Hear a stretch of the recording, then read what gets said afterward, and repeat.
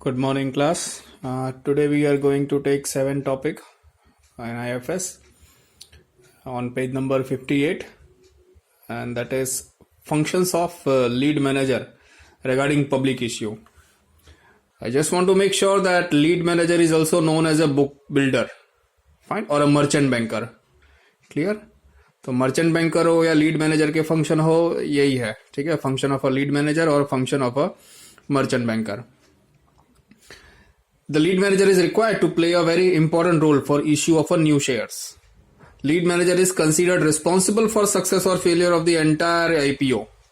The lead manager has to perform following task. क्या क्या है? सबसे पहला, preparing a structure for the new issue. जो भी कंपनी अपना IPO या फिर नया फ्रेश शेयर्स बाहर निकाल रही है, उसका स्ट्रक्चर तैयार करना. The lead manager prepare the structure for the new issue, keeping in mind such factors as the capital requirement of the company, investors' expectation and other factors. Second है draft prospectus. Prospectus भी वो draft करते हैं, ठीक है, with the intention of attracting the investor to apply for the share of the company. The lead manager prepare a very attractive draft prospectus according to the provisions of the company law and send it to the SEBI, और SEBI को भेज देता है prospectus वो. Underwriting agreement, underwriter के agreement भी वो तैयार करता है. अंडरराइटर आपने देखा होगा, फाइन, आपने सुना भी होगा, underwriters, जामीनदारी.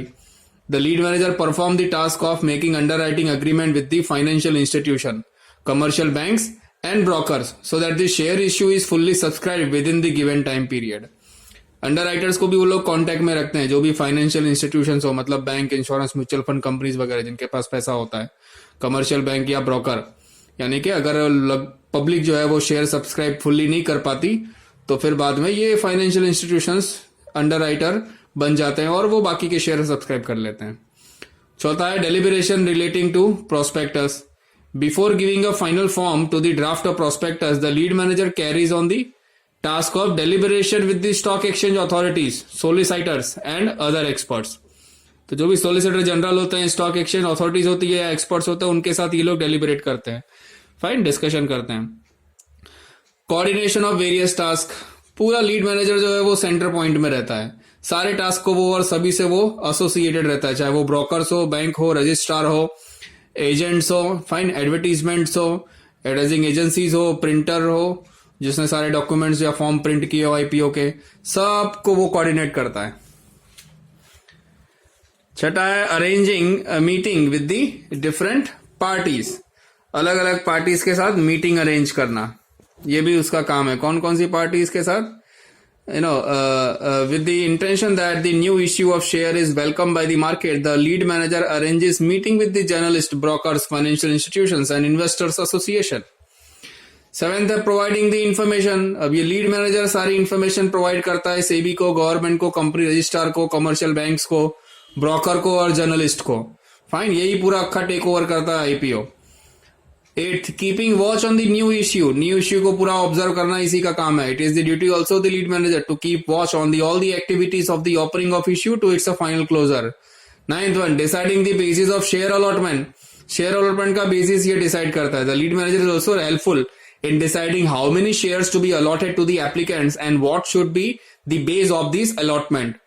10th, to be helpful in listing of shares. Shares की listing में भी ये helpful होते हैं. The lead manager becomes helpful to the company in sending letters and other document necessary for listing of shares in stock exchange where the company wants to get it shares listed. ठीक है, ये हुए functions of lead manager और functions of merchant banker. Next topic that we are going to take is right share. ठीक है, right share क्या होता है?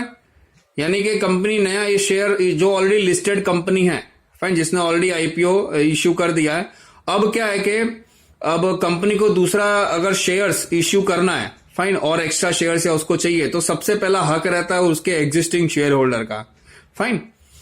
तो दिस इज, अगर वो एग्जिस्टिंग शेयर होल्डर को नया फ्रेश इक्विटी शेयर्स इश्यू कर रही है कि भाई कंपनी को और कैपिटल चाहिए, तो जो अभी कंपनी के मालिक हैं या शेयर होल्डर्स हैं वही लोग और पैसा दे देवें, तो हमको बाहर किसी और को शेयर बेचना ना पड़े और नए जो ओनर्स हैं उनको खड़ा ना करना पड़े, नए शेयर होल्डर्स ना बनाने पड़े. तो इसके लिए राइट इश्यू होता है, fine, issuing fresh shares to the existing share holder.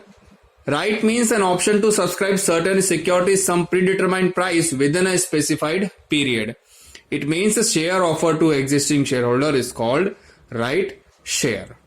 Right share means the share offered by existing companies to its existing shareholder.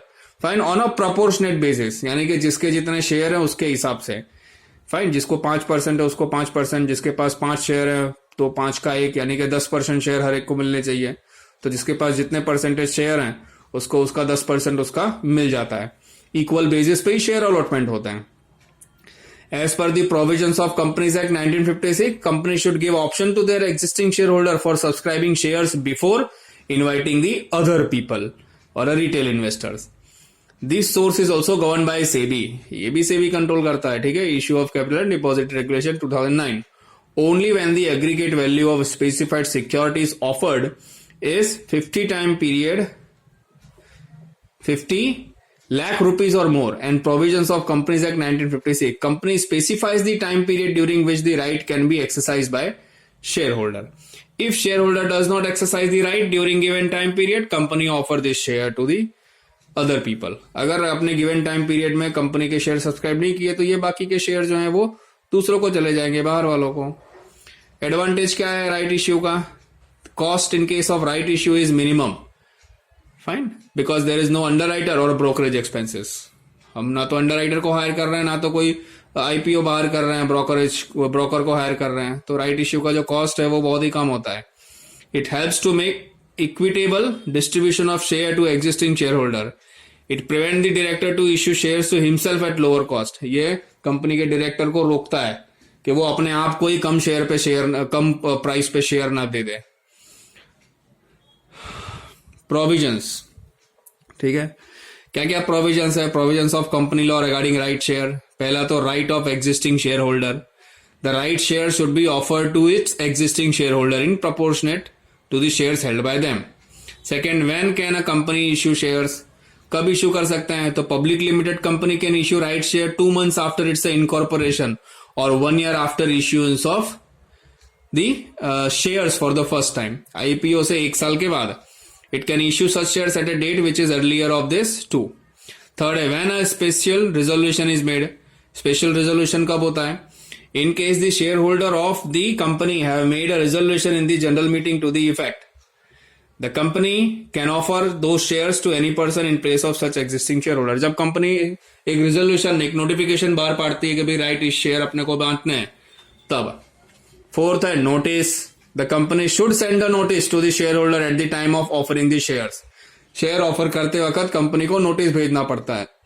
In this notice, the company must specify how many shares are offered to the shareholders and in how many days should the shareholder accept the offer.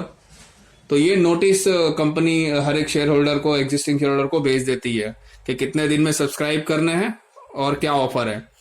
Accepting the offer, फिर share holder को क्या करना पड़ता है? जो इस notice के अंदर ऑफर होता है उसको एक्सेप्ट करना पड़ता है. Fine, the share holder do not buy shares offer to them within the time limit mention in the notice, it shall be taken as a rejection offer by the share holder. अगर वो ये right share के order को accept नहीं करते तो इसका मतलब उसको रिजेक्शन कहा जाता है और वो शेयर जो है वो पब्लिक को चले जाएंगे. Time limit, the company must give a minimum of 14 days time to the share holder for purchase of right share. कम से कम 14 दिन देने चाहिए कंपनी को. 7, the right sale. Share holder can waive his right of purchase of shares in favour of any other person. Notice of the company must contain a special declaration to the effect. Of course the company can prohibit such transfer of right by making provision its articles. 8वां है disposal right share, यानी कि right share को dispose कर देना, बांट देना सबको. Temporary share allotment register. एक रजिस्टर होता है जिसमें टेम्पररी शेयर रजिस्टर सबके नाम पे कर दिए जाते हैं. ठीक है, तो अगर राइट शेयर के ऊपर शॉर्ट नोट आए तो यही चीज आपको मेंशन करनी है, इतना ही लिखना है.